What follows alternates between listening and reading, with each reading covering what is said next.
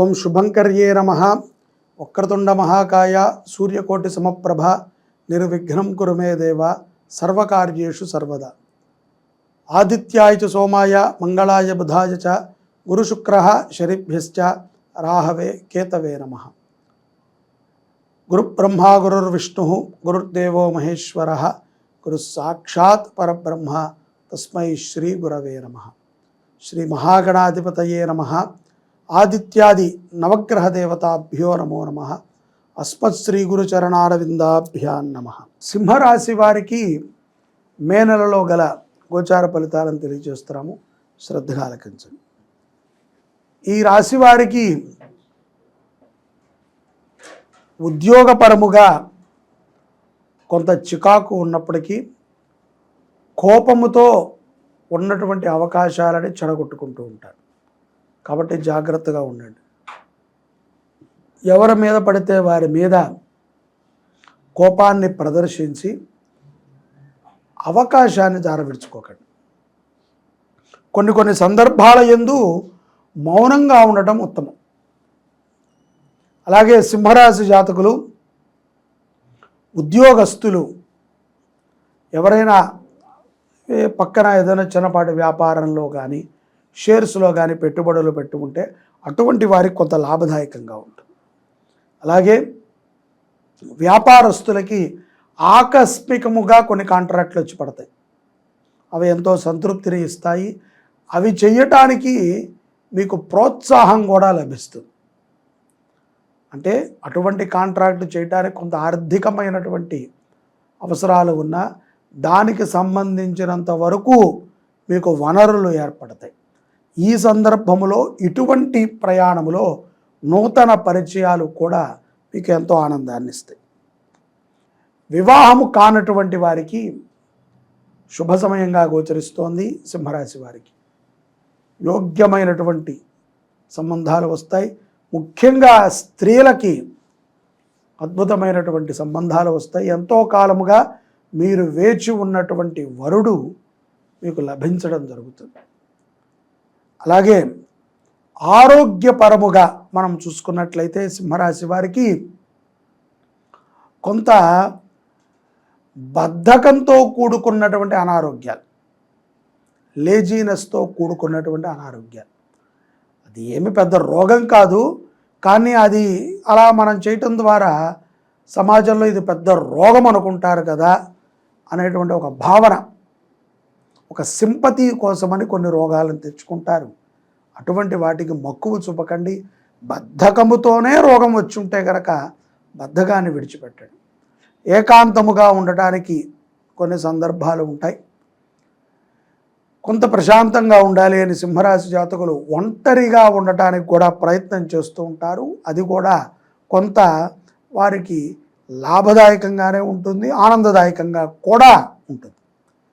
ఇక విభేదాలు, సింహరాశి జాతకుడికి ఎటువంటి వ్యక్తులతో విభేదాలు ఉంటాయి. ముఖ్యంగా మిమ్మల్ని ఎక్కువగా ఇష్టపడేటువంటి వ్యక్తులతోనే మీకే తెలియకుండా కొంత గొడవ వాతావరణాన్ని పెంచుకుంటూ ఉంటారు. అవాయిడ్ చేయటము, ఏదైనా ఇవాళ రేపట్లో మనం వాడేటువంటి మాటగా లవ్వర్స్ కానీ ప్రేమికులకి కానీ ఇటువంటి వారికి ఏంటో తెలియనటువంటి ఒక, దానికి మనం ఎటువంటి పేరుని పెట్టుకున్నా పర్వాలేదు, ఇష్టముతో కూడుకున్నటువంటి గొడవలు కొన్ని జరుగుతాయి. అంతవరకు అయితే మంచిదేనండోయ్, అది దాటి వెళితేనే ప్రమాదం. పర్సనల్గా కూడా కొంతమంది మీద మనము గ్రడ్జి పెట్టుకుని కావాల్సిగా మనము పొడిచి గొడవలు పెట్టుకునేటువంటి సందర్భాలు స్త్రీలలో ఉంటాయి. జాగ్రత్తగా ఉండండి. విద్యార్థులు చక్కటి విద్యాభ్యాసాన్ని చేస్తారు. ఉత్తమమైనటువంటి మార్కులని పొందటము, విజయ పదంగా జీవనం సాగుతుంది. సంపద పరంగా షేర్ మార్కెట్లో పెట్టుకున్నటువంటి వారికి మంచి సంపద, పెట్టి తీసి ఆటలాడే వాళ్ళకి, అటు ఇటు చేసే వాళ్ళకి వచ్చింది ఎటుపోయిందో తెలియదు, ఖర్చు. ఆరోగ్యపరముగా ఉండటానికి, అనారోగ్యాల నుంచి బయటపడటానికి ఒక షెడ్యూల్ పెట్టుకుని ఈ టైంకి ఇది, ఈ టైంకి ఇది, ఈ టైంకి ఇది అని ప్రతి దానిని కూడా షెడ్యూల్ పరంగా చేయటం అనేటువంటిది చాలా మంచిది. తిండిని, పనిని కాదు. ఏదో నచ్చినప్పుడు ఇంతంత తినేయటం, నచ్చినప్పుడు రోజంతా ఉపవాసం ఉంటే నీరసం వచ్చి పడిపోతారు. రోజు ఒకటే షెడ్యూల్ని తిండిలో మెయింటైన్ చేస్తే ఆరోగ్యం దృఢంగా ఉంటుంది. వైద్యుల యొక్క సలహాలని పాటించండి. సొంత వైద్యాన్ని వాడి అనారోగ్యాన్ని పెంచుకోవద్దు. హాస్పిటల్లో ఉండేటువంటి సందర్భాలు కూడా కొంతమేరకి సింహరాశి వారికి ఉన్నాయి. విదేశీ యానము చేయాలనుకునేటువంటి వారికి కొంత ఇబ్బందులు వచ్చినప్పటికీ ఏదో రకంగా వెళ్ళడానికి మక్కువ చూపుతూ ఉంటారు. అది మంచిది కాదు. భక్తి ఉన్నప్పటికీ దాన్ని ప్రదర్శించేటువంటి పద్ధతి కొంత ఇబ్బందిగా ఉంటుంది. కాబట్టి భక్తి ఉంది, మీకు భక్తి లేదండి, మీరు భక్తికి అనర్హులు అని మేము అనట్లా. భక్తి ఉంది, కానీ అది అతి భక్తా లేకపోతే మనము చూపించేటువంటి భక్తి అనేటువంటిది గ్రహించుకుని మనం చేయాలి. విశ్వాసము, భక్తి ఇవి రెండు కూడా మనము చూపించేటువంటి వాటిల్లో కొంత తేడా కనబడితే అవి వెళ్ళాల్సినటువంటి ప్రదేశాలకు వెళ్ళం. విశ్వాసము, ఎదుటి వ్యక్తి మీద విశ్వాసం ఉంది, నమ్మాను కానీ ఎందుకో డౌట్ వచ్చిందని అడిగాను అంటే అది విశ్వాసం కాదు. భక్తి కూడా మనము చాలా భక్తి అండి, నేను రోజు లేచి పూజలు చేస్తాను, జపాలు చేస్తాను కూడా, ఇది భక్తి కాదు. భక్తి అంటే ఆధ్యాత్మికంగా నిన్ను నువ్వు శుభ్రపరచుకోవటం. మనం చెప్పకూడదు ఇతను రోజు గుడికి వస్తాడండి అని. అది మీ మినిమం ధర్మం. రోజు నేను పూజ చేసుకుంటాను, అది నీ మినిమం ధర్మం. చొక్కా ప్యాంటు ఎలా వేసుకుంటున్నావు, డ్రెస్సు, అది ఒక ధర్మం అంతే. అది ఎందుకు మనం చెప్పాలి? సహాయపడటం, ఆ గుడికో, ఆ మందిరానికో, ఆ ఆధ్యాత్మిక కేంద్రానికో కావాల్సిన విషయంలో నువ్వు సహాయపడటం. అప్పుడు ఆ అర్చకులో అక్కడ ఉండేటువంటి వారో ఒక ధైర్యం మాట, మాకు బలానా వ్యక్తి ఉన్నారు, ఇది అడిగితే ఆవిడ కాదనరు, చేస్తారు అని. గ్యారంటీ లేని భక్తి భక్తి కాదు. కాబట్టి భక్తిపరముగా మంచి సాధనని చెయ్యండి. అలాగే అన్నదానము చెయ్యండి. గురువారము కానీ శనివారము కానీ తప్పనిసరిగా ఈ యొక్క సింహరాశి జాతకులు అన్నదానం చేయడం ద్వారా విశేషమైనటువంటి సేవను పొందగలుగుతారు. పౌర్ణమి తరువాత ఈ యొక్క సింహరాశి జాతకులు ఉద్యోగస్తులు ఉద్యోగంలో వచ్చేటువంటి మార్పుని గ్రహిస్తూ కొంత శాంతముగా ఉండండి. ప్రతిరోజు ఓంకారాన్ని ఒక 3 నిమిషాల పాటైనా మంచి స్థలములో కూర్చుని ధ్యానము చేయండి.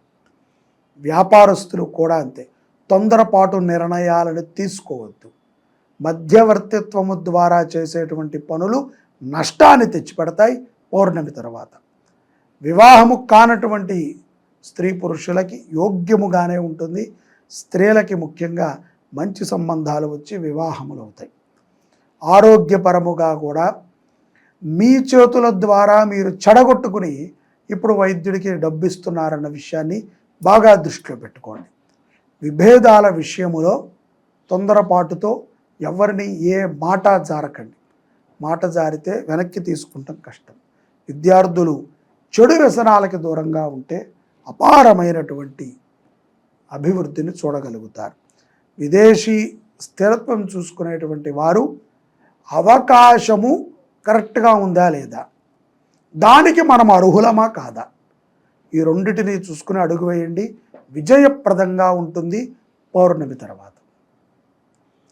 ఇక పరిహారముల రీత్యా మనం ఆలోచన చేసుకున్నట్లయితే సింహరాశి జాతకులకి ఈ యొక్క మాసంలో శివారాధన ఎంతో శ్రేష్టమైనటువంటి ఫలితాలు ఇస్తుంది. దత్త చరిత్రని చదవండి. శ్రీమద్ దత్తాత్రేయుల వారి యొక్క దివ్యమైనటువంటి చరిత్రని చదవటం ద్వారా విశేషమైనటువంటి ప్రశాంతతని పొందుతారు. దానితో పాటుగా ప్రశాంతతతో పాటుగా గురుకృపని పొందుతారు. దత్త భగవంతుడిని పట్టుకోండి, ఆధ్యాత్మిక పరముగా ముందుకు వెళ్ళండి, నవగ్రహముల యొక్క అనుగ్రహాన్ని పొందుతారు. అన్నదానము చేయండి. జై శుభంకరి. సర్వే జనాః సుఖినో భవంతు.